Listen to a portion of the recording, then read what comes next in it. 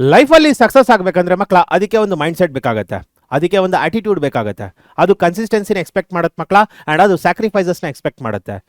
ಒಂದು ರೊಟೀನ್ನ ಫಿಕ್ಸ್ ಮಾಡಿ ಡೈಲಿ ಆ ರೊಟೀನ್ನ ಫಾಲೋ ಮಾಡೇ ಮಾಡ್ತೀನಿ ನಾನು, ಏನೇ ಕಷ್ಟ ಬಂದರೂ ಪರವಾಗಿಲ್ಲ ಅನ್ನೋ ಒಂದು ಮೈಂಡ್ ಸೆಟ್ ಬೇಕಾಗುತ್ತೆ. ಎಲ್ಲ ಫಂಕ್ಷನ್ಸ್, ಫ್ರೆಂಡ್ಸ್, ರಿಲೇಟಿವ್ಸ್ ಎಲ್ಲರನ್ನೂ ಅವಾಯ್ಡ್ ಮಾಡಿ ನಿಮ್ಮ ಗುರಿ ಕಡೆಗೆ ನೀವು ತಲುಪಬೇಕಾಗತ್ತೆ ಮಕ್ಕಳ. ಆ ರೀತಿ ಒಂದು ತಪಸ್ ಮಾಡೋದಕ್ಕೆ, ಆ ರೀತಿ ಒಂದು ಮೆಡಿಟೇಟಿವ್ ಮೈಂಡ್ ಸೆಟ್ಗೆ ನೀವು ರೆಡಿ ಆದರೆ ಮಾತ್ರ ಸಕ್ಸಸ್ ನಿಮ್ಮನ್ನು ಹುಡ್ಕೊಂಬರುತ್ತೆ ಮಕ್ಕಳ. ಹಾಗಾದರೆ ನಿಮ್ಗೇನಾದರೂ ಈ ರೀತಿ ಒಂದು ಮೈಂಡ್ ಸೆಟ್ ಇದ್ದರೆ ಈ ವಿಡಿಯೋನ ಕಂಟಿನ್ಯೂ ಮಾಡಿ, ಇಲ್ಲ ಅಂತಂದರೆ just drop year it self. ಯಾಕಂದರೆ ಈ ವಿಡಿಯೋ ಎಕ್ಸ್ಪೆಷಲಿ ಯಾವ ರೀತಿ ಮಕ್ಕಳಿಗೆ ಅಂತಂದರೆ ಯಾರು ಕನ್ಸಿಸ್ಟೆನ್ಸಿ ಇಟ್ಕೊಂಡು ಸ್ಯಾಕ್ರಿಫೈಸಸ್ ಮಾಡ್ತಾ ಅವ್ರ ಗುರಿನ ತಲುಪೋದಕ್ಕೆ ಇಷ್ಟಪಡ್ತಾರೆ ಅವ್ರಿಗೋಸ್ಕರ ಮಾತ್ರ ಈ ವಿಡಿಯೋನ ಮಕ್ಕಳ ನಾನು ಡೆಡಿಕೇಟ್ ಮಾಡ್ತೀನಿ. ನೋಡಿ, ನಿಮಗೆ ಒಂದು ಟೈಮ್ ಟೇಬಲ್ ಕೊಡ್ತೀನಿ ನಾನು ಇವತ್ತು, ಆ್ಯಂಡ್ ಈ ಟೈಮ್ ಟೇಬಲ್ನ ಫಾಲೋ ಮಾಡಬೇಕು ಅಂತಂದರೆ, ಈ ಟೈಮ್ ಲೈನ್ನ ಫಾಲೋ ಮಾಡಬೇಕಂತಂದರೆ ನಿಮಗೆ ಒಂದು ಗ್ರೇಟ್ ಮೈಂಡ್ ಸೆಟ್ ಬೇಕು ಮಕ್ಕಳ. ಆ ಮೈಂಡ್ ಸೆಟ್ ಇಟ್ಕೊಂಡು ಮಾತ್ರ ನಿಮ್ಮ ಪ್ರಿಪರೇಷನ್ಸ್ನ ಶುರು ಮಾಡಿದ್ರೆ, ನಿಮ್ಮ ಪ್ರಿಪರೇಷನ್ಸ್ನ ಕಂಟಿನ್ಯೂ ಮಾಡಿದ್ರೆ ಖಂಡಿತ ಹೇಳ್ತೀನಿ ನಿಮ್ಮ ಗುರಿ ನೀವು ತಲುಪ್ತೀರಿ. ಆ್ಯಂಡ್ ಅಷ್ಟೇ ಅಲ್ಲ ಮಕ್ಕಳ, KCETಲಿ ಒಳ್ಳೆ ರ್ಯಾಂಕ್ ತೊಗೊಂಡು ನೀವು ಅಂದ್ಕೊಂಡಿರೋ ಡ್ರೀಮ್ ಇಂಜಿನಿಯರಿಂಗ್ ಕಾಲೇಜಲ್ಲಿ ಸೀಟ್ ತೊಗೊಳ್ತೀರಿ ಮಕ್ಕಳ. ಹಾಗಾದರೆ ಏನು ಮಾಡ್ಬೇಕು ಸರ್? ನೋಡಿ ಮಕ್ಕಳ, ಒಂದು ವಿಷಯ ನೆನಪಿರಲಿ ನಿಮಗೆ, ಸಕ್ಸಸ್ ಅನ್ನೋದು ಅಷ್ಟು ಸುಲಭವಾಗಿ ಸಿಗೋದಿಲ್ಲ. Success expects the sacrifices. ಹೌದು, ನೇಚರ್ ಇರೋದೇ ಹಂಗೆ ಮಕ್ಕಳ. ನೀವೇನಾದರೂ ಸಕ್ಸಸ್ ಕಾಣಬೇಕಂತಂದರೆ ಸ್ಯಾಕ್ರಿಫೈಸಸ್ ಮಾಡೋದಕ್ಕೆ ರೆಡಿ ಇರಬೇಕು. ಎಲ್ಲ ರೀತಿ ಸ್ಯಾಕ್ರಿಫೈಸಸ್, ನಿಮ್ಮ ಫ್ರೆಂಡ್ಸ್, ನಿಮ್ಮ ರಿಲೇಟಿವ್ಸ್, ನಿಮ್ಮ ಫೇವ್ರೇಟ್ ಫುಡ್ ಕೂಡ ಬಿಟ್ಟು ನೀವು ಕನ್ಸಿಸ್ಟೆಂಟಾಗಿ ಇಟ್ಕೊಂಡು ರೊಟೀನ್ನ ಫಾಲೋ ಮಾಡೋ ರೀತಿ ಇರಬೇಕು. ಎಸ್ಪೆಷಲಿ ನಮ್ಮ ವಿರಾಟ್ ಕೊಹ್ಲಿ ಅಂತ ತಗೊಂಡ್ರೆ, ವಿರಾಟ್ ಕೊಹ್ಲಿ ಅವರು ಒಂದು ಇಂಟರ್ವ್ಯೂಲಿ ಹೇಳಿದ್ದಾರೆ ಏನಂತ ಅಂತಂದರೆ, ಇನ್ 2012 or 13 ಅವರು ಅವರ ಒಂದು ಕನ್ನಡಿಯಲ್ಲಿ ನಿಂತ್ಕೊಂಡು, ಅಂದರೆ ಮಿರರ್ ಮುಂದೆ ನಿಂತ್ಕೊಂಡು ಅವ್ರನ್ನ ಅವ್ರು ಅಬ್ಸರ್ವ್ ಮಾಡ್ಕೊಂಡಾಗ ಈ got to know that is not a great athlete. ಅಂದರೆ ಅವ್ರಿಗೊಂದು ಬಾಡಿ ಏನು ಅಪಿಯರೆನ್ಸ್ ಇತ್ತು ಮಕ್ಕಳ, ಅದು ಒಂದು ಗ್ರೇಟ್ ಅಥ್ಲೆಟ್ ಅಥವಾ ಒಂದು ಗ್ರೇಟ್ ಕ್ರಿಕೆಟ್ ಪ್ಲೇಯರ್ ಆಗೋದಕ್ಕೆ ಯಾವ ರೀತಿ ಬಾಡಿ ಇರಬೇಕಾಗಿತ್ತು ಆ ರೀತಿ ಬಾಡಿ ಇರಲಿಲ್ಲ ಅಂತ. ಸೊ ಅದಕ್ಕೆ ಅವರು ಫೀಲ್ ಮಾಡ್ಕೊಂಡು ಹೇಳ್ತಾರೆ ಏನಂತ ಅಂತಂದರೆ, ಅವತ್ತಿನ ದಿನ ಅವ್ರು ಯೋಚನೆ ಮಾಡ್ತಾರೆ, I need to start eating the gym daily without failure. And ಅಷ್ಟೇ ಅಲ್ಲ, ಒಂದು ಸ್ಟ್ರಿಕ್ಟ್ ಡಯಟ್ ಫಾಲೋ ಮಾಡಬೇಕು ಅಂತ ಹೇಳಿ ಅವ್ರಿಗೆ ಇಷ್ಟ ಆಗಿರೋ ಒಂದು ಫುಡ್ನ ಅವ್ರು ಬಿಡ್ತಾರೆ ಮಕ್ಕಳ. ಸೊ ಈ ರೀತಿ ಸ್ಯಾಕ್ರಿಫೈಸ್ ಮಾಡಿದ್ದಕ್ಕೇನೆ, ಡೈಲಿ ಅವರೊಂದು ರೊಟೀನ್ ಫಾಲೋ ಮಾಡಿಕೊಂಡು ಒಂದು ಗ್ರೇಟ್ ಮೈಂಡ್ ಸೆಟ್ ಫಾಲೋ ಮಾಡಿದ್ದಕ್ಕೇನೆ ಮಕ್ಕಳ ಅವ್ರು ಇವತ್ತು ಏನಂತ ಕರೆಸ್ಕೊಳ್ತಾ ಇದ್ದಾರೆ, the greatest of all time, ಅಂದರೆ great GOAT of the cricket ಅಂತ ಕರೆಸ್ಕೊಳ್ತಾ ಇದ್ದಾರೆ. ಹೌದಲ್ಲ? ರೈಟ್. ಸೊ ನೀವು ಅದೇ ರೀತಿ ಆಗ್ಬೇಕಂತಂದ್ರೆ ಸ್ಯಾಕ್ರಿಫೈಸಸ್ ಮಾಡೋಕೆ ರೆಡಿ ಇರ್ಬೇಕು ಮಕ್ಕಳ. ಅದಕ್ಕೇನೆ ನಾನು ಈ ಒಂದು ವಿಷಯ ಹೇಳ್ತೀನಿ, to achieve greats be ready for sacrifices, because student success expects sacrifices. So ಈ ಒಂದು ಸ್ಯಾಕ್ರಿಫೈಸ್ ಮೈಂಡ್ ಸೆಟ್ ಇಟ್ಕೊಂಡು ನೀವು ನಿಮ್ಮ ಪ್ರಿಪರೇಷನ್ಸ್ನ ಶುರು ಮಾಡಿ ಅಂತ ಹೇಳ್ತೀನಿ. Because I believe that mind set strong ಆಗಿದ್ರೆ ಮಕ್ಕಳ, ಎಂಥ ಕಷ್ಟ ಬಂದರೂ ಕೂಡ ನಾವು ಅದನ್ನು ಎದುರಿಸ್ತೀವಿ. ಆ್ಯಂಡ್ ಅಷ್ಟೇ ಅಲ್ಲ, ನಮ್ಮ ಗೋಲ್ ಕಡೆಗೆ ಮಕ್ಕಳ ನಾವು ರೀಚ್ ಆಗೇ ಆಗ್ತೀವಿ. ಹಾಗಾದರೆ ನೀವೇನಾದರೂ ಮಕ್ಕಳ ಈ ವಿಡಿಯೋನ ನೋಡ್ತಾ ಇದ್ರೆ ಆ್ಯಂಡ್ ನಾನು ಹೇಳೋದನ್ನ ಫಾಲೋ ಮಾಡಿದ್ರೆ ಮಕ್ಕಳ, ಕಮೆಂಟ್ ಮಾಡಿ, yes sir, I am ready to sacrifice, I am ready for sacrifices and I will achieve great. ಇಷ್ಟನ್ನು ಕಮೆಂಟ್ ಮಾಡಿ ಮಕ್ಕಳ. I am ready for sacrifices and I am ready to achieve greats. Comment ಮಾಡಿ ಮಕ್ಕಳ. So ಹಾಗಾದ್ರೆ ಏನು ಮಾಡ್ಬೇಕು sir? ನೋಡಿ ಮಕ್ಕಳ, ಫಸ್ಟ್ ಆಫ್ ಆಲ್ ನೀವು ಕನ್ಸಿಸ್ಟೆನ್ಸಿ ಇಟ್ಕೋಬೇಕು. Stay consistent. So consistency is the key. ಅಂದರೆ ಒಂದು ರೊಟೀನ್ನ ಫಿಕ್ಸ್ ಮಾಡಿಕೊಂಡು ಮಕ್ಕಳ, ಆ ರೊಟೀನ್ಗೋಸ್ಕರನೇ ಬದುಕಬೇಕಾಗತ್ತೆ. ನೀವು ಬೆಳಿಗ್ಗೆ ಯಾವ ಟೈಮ್ಗೆ ಹೇಳಬೇಕು ಅಂತ ಡಿಸೈಡ್ ಮಾಡ್ತೀರಾ, ಡೈಲಿ ಅದೇ ಟೈಮ್ಗೆ ಹೇಳಲೇಬೇಕಾಗತ್ತೆ ಮಕ್ಕಳ. ಮಲ್ಕೋಬೇಕು ಅಂತಂದರೆ ಅದೇ ಟೈಮಿಗೆ ಮಲ್ಕೋಬೇಕಾಗತ್ತೆ. ಎಂಥ IPL ಮ್ಯಾಚ್ ಇದ್ರೂ ಅಷ್ಟೇ, ಎಂಥ ಒಳ್ಳೆ ಮೂವಿ ಕೂಡ ಥಿಯೇಟರ್ಗೆ ಬಂದಿದ್ರೂ ಪರವಾಗಿಲ್ಲ, ಆ್ಯಂಡ್ ಯಾವುದೇ ಇವೆಂಟ್ ಇದ್ರೂ ಪರವಾಗಿಲ್ಲ ಮಕ್ಕಳ, ನಿಮ್ಮ ಫ್ಯಾಮಿಲಿಲಿ ಅದನ್ನೆಲ್ಲ ಸ್ಯಾಕ್ರಿಫೈಸ್ ಮಾಡಿ daily you need to it this routine. Stay consistent. ಹಾಗಾದ್ರೆ ಮಾತ್ರ ಮಕ್ಕಳ ನೀವು ನೀವು ಅನ್ಕೊಂಡಿರೋ ಗುರಿನ ತಲುಪೋಕೆ ಸಾಧ್ಯ ಆಗುತ್ತೆ. ನೋಡಿ, working or daily should become your habit. ನಿಮ್ಮ ಹ್ಯಾಬಿಟ್ ಆಗ್ಬಿಡ್ಬೇಕು. ಡೈಲಿ ನಾನು ಕಷ್ಟಪಟ್ಟು ಓದ್ತೀನಿ, ಡೈಲಿ ನಾನು ಇದೇ ಕೆಲಸ ಮಾಡ್ತೀನಿ, ಬೋರ್ ಆದರೂ ಪರವಾಗಿಲ್ಲ, I will be doing the same work each and every minute, each and every day ಅನ್ನೋದಾಗಬೇಕು ಮಕ್ಕಳ. ಅಷ್ಟೇ ಅಲ್ಲ, it should become a part of your life style. Hard work ಅನ್ನೋದು ಮಕ್ಕಳ ಆ್ಯಂಡ್ ಕನ್ಸಿಸ್ಟೆನ್ಸಿ ಅನ್ನೋದು ನಿಮ್ಮ ಲೈಫ್ ಸ್ಟೈಲ್ ಹ್ಯಾಬಿಟ್ ಆಗಿರಬೇಕು. ನಿಮ್ಮ ದೇಹದಲ್ಲಿ ಅಥವಾ ನಿಮ್ಮ ಜೀವನದಲ್ಲಿ ಮಕ್ಕಳ ಅದೊಂದು ಏನಂತ ಅಂತಂದರೆ, it should be incorporated in your life. ಅದನ್ನು ಯಾವುದೇ ಕಾರಣಕ್ಕೂ ನಾನು ದೂರ ಮಾಡೋದಕ್ಕಾಗಲ್ಲ. ನಾನು ಹಾರ್ಡ್ ವರ್ಕ್ ಮಾಡ್ದೇನೆ, ಕನ್ಸಿಸ್ಟೆಂಟ್ ಆಗಿ ಇಲ್ದೇನೆ, ರೊಟೀನ್ ಫಾಲೋ ಮಾಡದೆ ನಾನು ಬದುಕೋದಕ್ಕೆ ಆಗೋದಿಲ್ಲ ಅನ್ನೋ ರೀತಿಗೆ ಬರಬೇಕು ಮಕ್ಕಳ. ಹಾಗಾದರೆ ಮಾತ್ರ ನೀವು you can achieve the greats. ಹಾಗಾದರೆ ಏನು ಸರ್ ಮಾಡಬೇಕು ನಾನು ಮಕ್ಕಳ? You need to fix a target. Yes, you need to fix a target and the target is your March. ಹೌದು, ನಿಮ್ಮ ಬೋರ್ಡ್ ಎಕ್ಸಾಮ್ಸ್ ಆದಮೇಲೆ ಮಕ್ಕಳ 18th ನಿಮ್ಮ ಬೋರ್ಡ್ ಎಕ್ಸಾಮ್ಸ್ ಆದಮೇಲೆ ಲಾಸ್ಟ್ 1 month ಏನಿರುತ್ತೆ, that is a very very very important month. ಯಾಕಂದರೆ ಆ ಮಂತಲ್ಲಿ ನೀವು ಕೆಲವು ವಿಷಯಗಳನ್ನ ಮಾಡಿದ್ರೆ ಮಾತ್ರ, ಆ್ಯಂಡ್ ಮಾಡೋಕ್ಕೆ ಸಾಧ್ಯ ಆದರೆ ಮಾತ್ರ ನೀವು ಬಿಲೋ 1000 ಬಿಲೋ 100 ರ್ಯಾಂಕ್ ತೊಗೊಳಕ್ಕೆ ಕೂಡ ಸಾಧ್ಯ ಆಗುತ್ತೆ. ಹಾಗಾದರೆ ಏನು ಮಾಡ್ಬೇಕು ಸರ್? ನೋಡಿ ಮಕ್ಕಳ, ನಿಮ್ಮದು ಟಾರ್ಗೆಟ್ ಮೇಜರ್ ಆಗಿ ಇದಾಗಿರಬೇಕು. ಏನು? ಬೋರ್ಡ್ ಎಕ್ಸಾಮ್ಸ್ 18th ತನಕ ಮುಗಿದ್ಮೇಲೆ 18th ಆದಮೇಲೆ ಮಾಕ್ ಟೆಸ್ಟ್ ತೊಗೋಬೇಕು.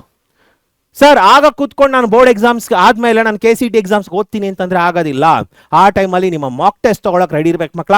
ಮಾಕ್ ಟೆಸ್ಟ್ ಅವತ್ತಿನ ದಿನ ನೀವು ತಗೋಬೇಕಂತಂದ್ರೆ ನೀವು ಒಂದು ಪರ್ಟಿಕ್ಯುಲರ್ ಟೈಮ್ ಲೈನ್ ಅಲ್ಲಿ ನಿಮ್ಮ ಬೋರ್ಡ್ ಎಕ್ಸಾಮ್ಸ್ ಪ್ರಿಪರೇಷನ್ಸ್ ಮತ್ತೆ KCT ಎಕ್ಸಾಮ್ಸ್ ಪ್ರಿಪರೇಷನ್ಸ್ ನ ಮುಗಿಸಿರ್ಬೇಕು. Especially your KCT exams preparations.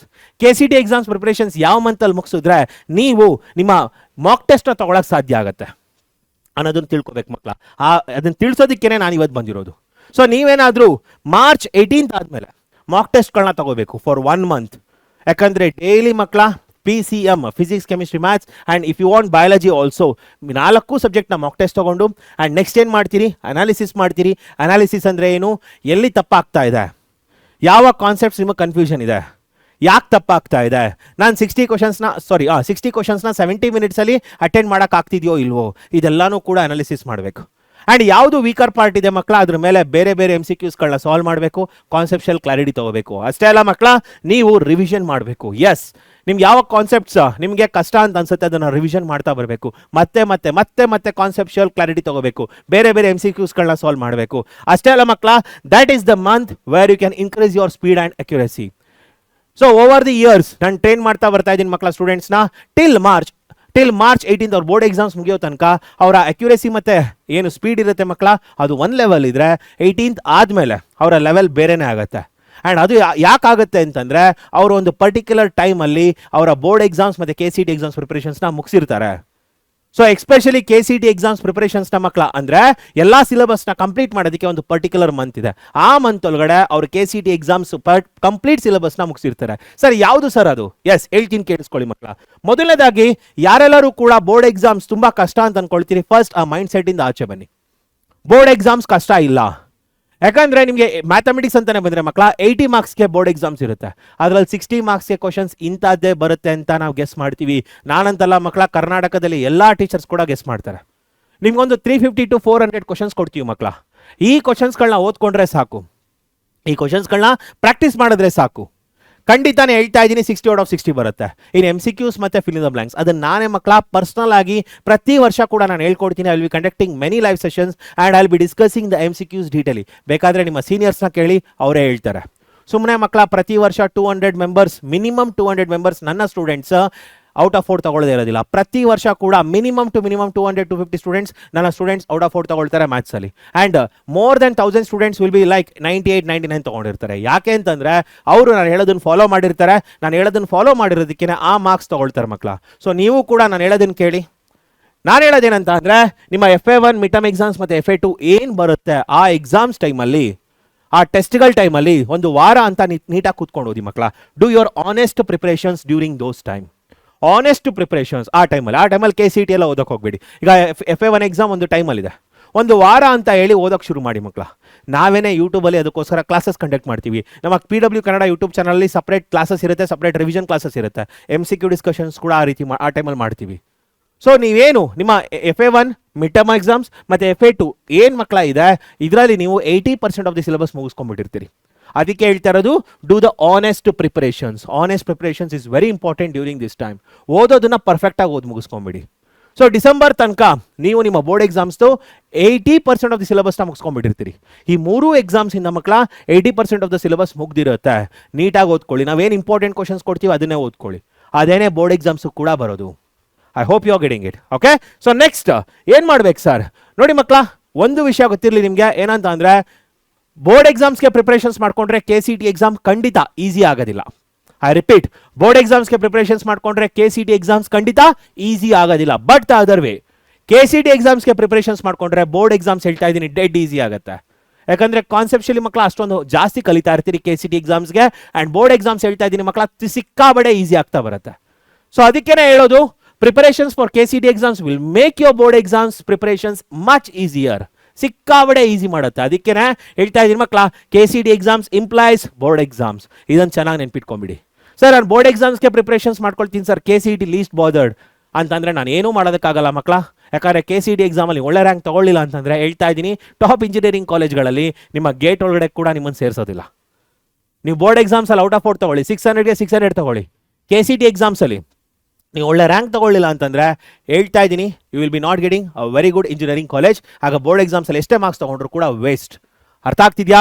Okay, so ಅದಕ್ಕೋಸ್ಕರನೇ ಕಾನ್ಸೆಪ್ಷುಯಲ್ ಕ್ಲಾರಿಟಿ ತಗೊಳ್ಳಿ. KCT ಎಕ್ಸಾಮ್ಸ್ ಪ್ರಿಪರೇಷನ್ಸ್ ಅಲ್ಲಿ ಅಂಡ್ ಬೋರ್ಡ್ ಎಕ್ಸಾಮ್ಸ್ ಖಂಡಿತ ಈಸಿ ಆಗೇ ಆಗುತ್ತೆ. ಸೊ ಏನು ಮಾಡಬೇಕಂದ್ರೆ ಮಕ್ಕಳ ಕರೆಕ್ಟಾಗಿ ತಿಳ್ಕೊಳ್ಳಿ. ಈಗ ನಾನು ಹೇಳಿದ್ದೀನಿ FA1 FA2 ಮತ್ತೆ ನಿಮ್ಮ ಮಿಟಮ್ ಎಕ್ಸಾಮ್ಸ್ ಟೈಮಲ್ಲಿ ಬೋರ್ಡ್ ಎಕ್ಸಾಮ್ಸ್ಗೆ ನೀಟಾಗಿ ಪ್ರಿಪರೇಷನ್ಸ್ ಮಾಡ್ಕೊಳ್ಳಿ. ಆ್ಯಂಡ್ ಏನೇ ಬ್ಯಾಕ್ಲಾಗ್ಸ್ ಇದ್ರು ಮಕ್ಕಳ KCT ಎಕ್ಸಾಮ್ಸ್ ಪ್ರಿಪರೇಷನ್ಸಲ್ಲಿ, ಅಂದರೆ ನಮ್ಮ ಲಕ್ಷ್ಯ KCT ಸ್ಟೂಡೆಂಟ್ಸ್ ಯಾವುದಾದ್ರೂ ಬ್ಯಾಕ್ಲಾಗ್ಸ್ ಬಂತು ಅಂದರೆ ನಿಧಾನಕ್ಕೆ ಪ್ರಿಪರೇಷನ್ಸ್ ಮಾಡ್ಕೊಳ್ಳಿ ಮಕ್ಕಳ. ನಿಧಾನಕ್ಕೆ ಓದ್ತಾ ಬನ್ನಿ, ಸಂಡೇಸ್ಗಳನ್ನ ಯುಟಿಲೈಸ್ ಮಾಡ್ಕೊಳ್ತಾ ಹೋಗಿ. And by December 15th at any cost you need to complete the syllabus at least once. Minimum ಒಂದ್ಸಲ ಕಂಪ್ಲೀಟ್ ಮಾಡಿರಬೇಕು, DPPsನ ಸಾಲ್ವ್ ಮಾಡಿರಬೇಕು, ರಿವಿಷನ್ ಮಾಡಿರಬೇಕು ನನ್ನ ನೋಟ್ಸಿಂದ. ಎಸ್, ಅಂದರೆ ಓದಿ ರಿವಿಷನ್ ಮಾಡಿರಬೇಕು. December 15 ತನಕ ಒಂದು ಸಲ ಆದರೂ ಓದಿ ಮುಗಿಸಿರಬೇಕು. ಮಿನಿಮಮ್ ಒಂದು ಸಲ ಸಾಕು ಮಕ್ಕಳ. ಓಕೆ, ಅದಾದಮೇಲೆ ಏನು ಮಾಡ್ಬೇಕಂತಂದರೆ ಅಟೆಂಡ್ ಆಲ್ ಟೆಸ್ಟ್. ಎಸ್, ಎಲ್ಲ ಟೆಸ್ಟ್ಗಳನ್ನ ಅಟೆಂಡ್ ಮಾಡಬೇಕು. And solve PYQs also. 5 to 6 years PYQs ಏನಿದೆ ಮಕ್ಕಳ, ಅದೆಲ್ಲನೂ ಕೂಡ ಸಾಲ್ವ್ ಮಾಡಬೇಕು. By December 15th you need to do this. Class 12 ಸಿಲೆಬಸ್ನ ಮುಗಿಸ್ಕೊಳ್ಳೇಬೇಕು. ಸರ್ ಕಷ್ಟ ಆಗುತ್ತಲ್ವ ಸರ್? ಅದಕ್ಕೆ ಹೇಳಿದ ಮಕ್ಕಳ, ನೀವು ಏನಂತ ಅಂದರೆ ಸ್ಯಾಕ್ರಿಫೈಸಸ್ಗೆ ರೆಡಿ ಇರಬೇಕು, ಕನ್ಸಿಸ್ಟೆನ್ಸಿ ಬೇಕು. ಒಂದು ರೊಟೀನ್ ಫಾಲೋ ಮಾಡಿದ್ರೆ, ಹೇಳ್ತಾ ಇದ್ದೀನಿ, ಇದು ಯಾವುದೂ ಕಷ್ಟ ಆಗೋದಿಲ್ಲ ಖಂಡಿತ ಮಕ್ಕಳ. ಪ್ರತಿ ವರ್ಷ ನಮ್ಮ ಟಾಪರ್ಸ್ ಏನಿದ್ದಾರೆ ಅವರು ಇದೇ ರೀತಿ ಮಾಡ್ಕೊಂಡು ಬಂದಿದ್ದಾರೆ. December 15 ಒಳಗಡೆ ಸಿಲೆಬಸ್ ಮುಗಿಸಿದ್ದಾರೆ. ಅದಾದಮೇಲೆ ಏನು ಮಾಡಬೇಕಂತಂದರೆ, ನೀವು ಮಕ್ಕಳ ಕ್ಲಾಸ್ 11 ಸಿಲೆಬಸ್ನ ಬೈ January end ಮುಗಿಸ್ಲೇಬೇಕು. ಬೈ January end ಕ್ಲಾಸ್ 11 ಸಿಲೆಬಸ್ನ ಮುಗಿಸ್ಬೇಕು. ಅದು ನಾವೇ ಮಾಡ್ತೀವಿ. ಲಕ್ಷ್ಯ KCT ಕ್ಲಾಸಸಲ್ಲಿ ನಾವೇ ನಿಮಗೆ ನೋಟ್ಸ್ ಕೊಡ್ತೀವಿ, ವೀಡಿಯೋಸ್ ಕೊಡ್ತೀವಿ, ಎಲ್ಲ ಮಾಡ್ತೀವಿ. ಸೊ ಹೇಗಿದ್ರು FA1 ಮಿಟಮ್ ಎಕ್ಸಾಮ್ಸ್ ಮತ್ತೆ ನಿಮ್ಮ FA2 ಅಲ್ಲಿ 80% ಆಫ್ ದಿ ಸಿಲೆಬಸ್ ಮುಗಿಸಿರ್ತೀರಿ. ಜನವರಿಲಿ ಮಕ್ಕಳ ಉಳಿದಿರೋ ಸಿಲೆಬಸ್ನ ಮುಗಿಸ್ಕೊಳ್ಳಿ. ಆ್ಯಂಡ್ ಬೋರ್ಡ್ ಎಕ್ಸಾಮ್ಸ್ಗೆ ಮಕ್ಕಳ ರಿವಿಷನ್ ಶುರು ಮಾಡಿ. ಪ್ರಿಪ್ರೇಟರಿ ಬರುತ್ತೆ after 15th of January. So ಆ ಟೈಮಲ್ಲಿ ನೀವೊಂದು 100%ಗೆ ಒಂದು 70 to 80% ತೊಗೊಂಡಿದ್ರು ಮಕ್ಕಳ, ಯು ಆರ್ ಡೂಯಿಂಗ್ ಫಂಟಾಬುಲಸ್ ಥಿಂಗ್. ಯಾಕಂದರೆ ನೀವೊಂದು 70 to 80% ತೊಗೊಂಡ್ರೆ, ಅಂದರೆ 80ಗೆ ಅಬೌವ್ 60 ತೊಗೊಂಡಿದ್ರು ಸಾಕು, ಅಬೌವ್ 50 ತೊಗೊಂಡಿದ್ರು ಸಾಕು ಮಕ್ಕಳ. ಆ ಟೈಮಲ್ಲಿ ನಾನು ಗ್ಯಾರಂಟಿ ಕೊಡ್ತೀನಿ ನಿಮಗೆ ಬೋರ್ಡ್ ಎಕ್ಸಾಮ್ಸಲ್ಲಿ ಔಟ್ ಆಫ್ ಔಟ್ ಬಂದೇ ಬರುತ್ತೆ. ನೀವೇನಾದರೂ 80% of the syllabus FA1 FA2 ಮತ್ತು ಮಿಟಮ್ ಎಕ್ಸಾಮ್ಸಲ್ಲಿ ಕರೆಕ್ಟಾಗಿ ನಾನು ಹೇಳೋ ಕ್ವಶನ್ಸ್ಗಳನ್ನ ಓದ್ಕೊಂಡ್ಬಿಟ್ಟಿದ್ರೆ ಸಾಕು ಮಕ್ಕಳ. ನೀವು ಮಿಟಮ್ ಎಕ್ಸಾಮ್ಸಲ್ಲಿ ಮ್ಯಾಥಮೆಟಿಕ್ಸಲ್ಲಿ 80ಗೆ ಅಬೌವ್ 50 ಆರ್ 55 60 ಕೂಡ ತಗೊಳ್ತೀರಿ ಅಬೌವ್. ಆ್ಯಂಡ್ ಅದಾದಮೇಲೆ MCQ ಡಿಸ್ಕಷನ್ಸ್ನ ನಾನು ನಿಮಗೆ ಫೆಬ್ರವರಿಲಿ ಟೀಚ್ ಮಾಡ್ತೀನಿ. Yes, in the month of February ಮಕ್ಕಳ 2ನೇ ಸಲ ಆಲ್ರೆಡಿ ನಿಮ್ಮ FA1 ಮಿಟಮ್ ಎಕ್ಸಾಮ್ ಮತ್ತು FA2 ಅಲ್ಲಿ ಕೂಡ MCQ ಡಿಸ್ಕಷನ್ಸ್ ಮಾಡಿರ್ತೀನಿ. ಅದನ್ನು ಬಿಟ್ಟು ಮತ್ತೆ ಫೆಬ್ರವರಿಲಿ ಮಕ್ಕಳ MCQ ಡಿಸ್ಕಷನ್ಸ್ನ ಮತ್ತೆ ಮಾಡ್ತೀನಿ. ಆಗ ಬೋರ್ಡ್ ಎಕ್ಸಾಮ್ಸ್ಗೆ ಪರ್ಫೆಕ್ಟ್ ಆಗ್ತೀರಿ. Get perfect with your MCQs for boards. So ಆಗ ಪರ್ಫೆಕ್ಟ್ ಆಗ್ತೀರಿ ಮಕ್ಕಳ. ಫಿಲ್ ದ ಬ್ಲಾಂಕ್ಸ್ ಕೂಡ ಕಂಪ್ಲೀಟ್ ಆಗುತ್ತೆ. ಆ್ಯಂಡ್ 80 out of 80ಗೆ by February 20th you will be ready. By February 20th you will be ready to get your 80 marks in your mathematics. ಅರ್ಥ ಆಗ್ತಿದ್ಯಾ? And next ಮಕ್ಕಳ revision of KCT topics which you feel are difficult. Yes, February ಮಂತಲ್ಲಿ just ನೀವು board exams ಓದ್ಕೊಂಡ್ರೆ ಸಾಲೋದಿಲ್ಲ. By 10th or 12th ನಿಮ್ಮ lab exams ಮುಗ್ದೋಗುತ್ತೆ. ಅಲ್ಲಿ ತನಕ ಲ್ಯಾಬ್ ಎಕ್ಸಾಮ್ಸ್ಗೆ ಗಮನ ಕೊಡಿ ಮಕ್ಕಳ. ಅದಾದಮೇಲೆ you need to divide your day into 2 parts. Yes, ಅರ್ಧ ದಿನ ನಿಮ್ಗೆ ಯಾವ್ದು ಕಷ್ಟ ಆಗುತ್ತೆ ಟಾಪಿಕ್ಸ್ ಅದನ್ನು ರಿವಿಷನ್ ಮಾಡಬೇಕು. ಇನ್ನು ಅರ್ಧ ದಿನ ಏನು ಮಾಡಬೇಕಂತಂದರೆ ನಿಮ್ಮ ಬೋರ್ಡ್ ಎಕ್ಸಾಮ್ಸ್ ಕಡೆ ಗಮನ ಕೊಡ್ತಾ ಬರಬೇಕು. ಈ ರೀತಿ ಎಲ್ಲ ಮಾಡಿದ್ರೆ ಮಾತ್ರ ನಾನು ಹೇಳಿದೆ ಮಕ್ಕಳ, ಮಾರ್ಚಲ್ಲಿ ಮಾಕ್ ಟೆಸ್ಟ್ ತೊಗೊಂಡು ರಿವಿಷನ್ ಮಾಡ್ತಾ ಅನಾಲಿಸಿಸ್ ಮಾಡ್ತಾ ಸ್ಪೀಡ್ ಮತ್ತು ಅಕ್ಯುರಸಿನ ಇನ್ಕ್ರೀಸ್ ಮಾಡ್ಕೊಳ್ಳೋಕೆ ಸಾಧ್ಯ ಆಗುತ್ತೆ. I hope you are getting it. Okay, so daily time table. Yes, ಈಗ ಡೈಲಿ ಟೈಮ್ ಟೇಬಲ್ ಮಕ್ಕಳ. ಸೊ ಇದೆಲ್ಲ ಕೊಟ್ಟಿದ್ದು ಟೈಮ್ ಲೈನ್, ಯಾವ್ಯಾವ ಮಂತಲ್ಲಿ ಏನೇನು ಮಾಡಬೇಕಂತ ಟೈಮ್ ಲೈನ್ ಕೊಟ್ಟೆ. ಬಟ್ ಈಗ ಡೈಲಿ ಟೈಮ್ ಟೇಬಲ್ ನೋಡ್ರೋ, ನಿದ್ದೆ ಅನ್ನೋದು ತುಂಬ ಮುಖ್ಯ. ನೀವು ಒಪ್ತಿರೋ ಬಿಡ್ತಿರೋ, ನಿದ್ದೆ ಅನ್ನೋದು ತುಂಬ ಮುಖ್ಯ ಮಕ್ಕಳ. ನೀವೇನಾದರೂ ನಿದ್ದೆಗೆ ಇಟ್ಕೊಂಡು 3 hours 4 hours ಸ್ಲೀಪ್ ಮಾಡ್ತಾ ಇದ್ದೀನಿ ಸರ್ ಅಷ್ಟೇ ಅಂತಂದರೆ ಡಿಪ್ರೆಷನ್ಗೆ ಹೋಗ್ತೀರಿ ಮಕ್ಕಳ. ಯೋಚನೆ ಮಾಡೋದಕ್ಕೆ ಬ್ರೈನ್ ಸಪೋರ್ಟ್ ಮಾಡೋದಿಲ್ಲ, because body needs rest. Actual ಬಂದು scientifically 8 hours, minimum 7 to 8 hours ನಿದ್ದೆ ಮಾಡಬೇಕು. But it's okay, 6.5 hours is more than enough. 6 hours 30 minutes ನಿದ್ದೆ ಮಾಡಿ, ಪವರ್ ನ್ಯಾಪ್ ಅಭ್ಯಾಸ ಮಾಡಿ. ಆದರೆ ಮಕ್ಕಳ ಒಂದು 10 minutes 15 minutes ಪವರ್ ನ್ಯಾಪ್ ಅಭ್ಯಾಸ ಮಾಡಿ ಮಕ್ಕಳ. ಇನ್ ಬಿಟ್ವೀನ್ ಯುವರ್ ಕಾಲೇಜ್ ಯಾವುದಾದ್ರು ಲಂಚ್ ಬ್ರೇಕಲ್ಲೋ ಅಥವಾ ಮನೆಗೆ ಬಂದ ಮೇಲೆ ಒಂದು 10-15 minutes ನಿದ್ದೆ ಮಾಡೋದು, ಈ ರೀತಿ ಪವರ್ ನ್ಯಾಪ್ನ ಅಭ್ಯಾಸ ಮಾಡಿ ಮಕ್ಕಳ. It will give you a lot of energy, ಒಂದು ಎನರ್ಜಿನ ಬೂಸ್ಟ್ ಮಾಡುತ್ತೆ. ಓಕೆ, ಅದಾದಮೇಲೆ 30 minutes self care. Sir self care ಅಂದರೆ ಏನು? Breathe in breathe out exercise, ಸ್ವಲ್ಪ ಸ್ಟ್ರೆಚಿಂಗ್ ಮಾಡೋದು. ಸೊ ಬಾಡಿನ ಮಕ್ಕಳ ಸ್ವಲ್ಪ ಗಮನ ಕೊಡಿ. ಬ್ರೀದ್ ಇನ್ ಬ್ರೀದ್ ಔಟ್ ಎಕ್ಸಸೈಸ್ ಎಲ್ಲ ಮಾಡೋಕ್ಕೆ ಶುರು ಮಾಡಿ. ಸೊ ಇದೆಲ್ಲ ಒಂದು 30 minutes ಗಮನ ಕೊಡಿ ಮಕ್ಕಳ. ಓಕೆ, ಅಂದರೆ ಮೆಡಿಟೇಷನ್ ಮಾಡೋ ರೀತಿ. ಆ್ಯಂಡ್ ನೆಕ್ಸ್ಟ್ ಬಂದು 9 hours ಆಫ್ ಕಾಲೇಜ್ ಇರುತ್ತೆ ಖಂಡಿತ. And 5 hours of PW classes ಇರುತ್ತೆ. ಸೊ ಇದೆಲ್ಲ ಆದರೆ ಮಕ್ಕಳ ಒಂದು 21 hours ನಿಮ್ಮ ಕಾಲೇಜ್, ನಿದ್ದೆ ಮತ್ತು ಕ್ಲಾಸಸ್ ಎಲ್ಲವೂ ಕೂಡ ಆಗುತ್ತೆ. And next 3 hours of self study.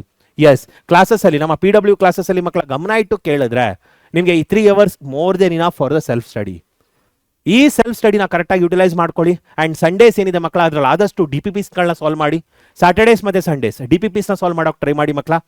ಖಂಡಿತ ಹೇಳ್ತಾ ಇದ್ದೀನಿ, ನಿಮಗೆ ಒಳ್ಳೆ ಭವಿಷ್ಯ ಇದೆ ಆ್ಯಂಡ್ ಖಂಡಿತ ಒಳ್ಳೆ ರ್ಯಾಂಕ್ ತಗೊಳ್ತೀರಿ ಅನ್ಡೌಟೆಡ್ಲಿ. ಓಕೆನಾ? ಸೊ ಹಾಗಾದ್ರೆ ಮಕ್ಕಳ, ಸೊ ಅಷ್ಟೇ ಅಲ್ಲ, ಇನ್ನೊಂದು ಖುಷಿ ವಿಷಯ ಏನಂತ ಅಂದ್ರೆ, ನಮ್ಮ PW ಶುರುವಾಗಿ ಮಕ್ಕಳ 6 ಇಯರ್ಸ್ ಆಗಿದೆ. ಸೊ ಅದಕ್ಕೆ 6th ಇಯರ್ ಆನಿವರ್ಸರಿ ಸೇಲ್ ನಡೀತಾ ಇದೆ ಮಕ್ಕಳ. ಅದರಿಂದ ನಿಮ್ಮ ಲಕ್ಷ KCET ಬ್ಯಾಚ್ ಸಿಕ್ಕಾಬಟ್ಟೆ ಕಡಿಮೆ ಪ್ರೈಸ್ ಸಿಗ್ತಾ ಇದೆ. ಅಂತಂದ್ರೆ ಆಕ್ಚುಯಲ್ ಪ್ರೈಸ್ ಬಂದು 6500 ಇದೆ, ಬಟ್ ನಿಮಗೆ ಆಫರ್ ಪ್ರೈಸ್ ಅಂತ ಹೇಳಿ ಜಸ್ಟ್ 3999 ಸಿಗ್ತಾ ಇದೆ ಮಕ್ಕಳ. ತುಂಬಾ ಸ್ಟೂಡೆಂಟ್ಸ್ 4999ಗೂ ತಗೊಂಡಿದ್ದಾರೆ, ಕೆಲವರು 4499ಗೂ ತಗೊಂಡಿದ್ದಾರೆ, 4999ಗೂ ತಗೊಂಡಿದ್ದಾರೆ. ಬಟ್ ಈಗ 6th ಇಯರ್ ಆನಿವರ್ಸರಿ ಸೇಲ್ ಅಂತ ಹೇಳಿ ಮಕ್ಕಳ, you are getting the batch for just 3999. Miss ಮಾಡ್ಕೊಬೇಡಿ ಮಕ್ಕಳ ಇದನ್ನ, ಯಾಕಂದ್ರೆ ಈ ಆಫರ್ ಬಂದು ಜಸ್ಟ್ 31st ಮೇ ತನಕ ಅಷ್ಟೇ ಇರುತ್ತೆ. ಸೊ ಈ ಆಫರ್ನ ದಯವಿಟ್ಟು ಮಿಸ್ ಮಾಡ್ಕೋಬೇಡಿ. ನೀವೇನಾದ್ರು ನಿಮ್ಮ KCET ಎಕ್ಸಾಮ್ಸ್ ಪ್ರಿಪರೇಷನ್ಸ್ ಚೆನ್ನಾಗಿ ಮಾಡ್ಕೋಬೇಕಂತಂದ್ರೆ Lakshya KCET batch will definitely help you ಮಕ್ಕಳ. ಯಾಕಂದ್ರೆ ಈ ಒಂದು ಬ್ಯಾಚ್ ಏನಿದೆ ಇದು ಜಸ್ಟ್ ರ್ಯಾಂಕರ್ಸ್ಗಳನ್ನ ಪ್ರೊಡ್ಯೂಸ್ ಮಾಡ್ಕೊಂಡು ಬಂದಿದೆ ಪ್ರತಿ ವರ್ಷ. ಸೊ ಖಂಡಿತ ಮಕ್ಕಳ, ನೀವು ಕೂಡ ರ್ಯಾಂಕರ್ ಆಗ್ತೀರಿ ಆ್ಯಂಡ್ ನೀವು ಅನ್ಕೊಂಡಿರೋ ರ್ಯಾಂಕ್ ಖಂಡಿತ ತಗೊಳ್ತೀರಿ ಈ ಬ್ಯಾಚ್ನ ಯೂಟಿಲೈಸ್ ಮಾಡ್ಕೊಂಡ್ರೆ. ಸೊ ಹಾಗಾದ್ರೆ ಈ ವಿಡಿಯೋನ ಮುಗಿಸೋ ಟೈಮ್ ಬಂದಿದೆ ಮಕ್ಕಳ. Yes, thank you for watching this video and ಏನಾದರೂ ಇದ್ರೆ ಮಕ್ಕಳ ಕಮೆಂಟ್ ಮಾಡಿ ಆ್ಯಂಡ್ ನಿಮ್ಮ ಕಮೆಂಟ್ಸ್ ಮಕ್ಕಳ ನನಗೆ ಬೇರೆ ವಿಡಿಯೋಗಳನ್ನ ಮಾಡೋದಕ್ಕೆ ಒಂದು ಮೋಟಿವೇಶನ್ ಕೊಡುತ್ತೆ. ಹಾಗಾದ್ರೆ ಸಿಗೋಣ ನೆಕ್ಸ್ಟ್ ವಿಡಿಯೋ ಜೊತೆ. Until then take care, all the best, study well.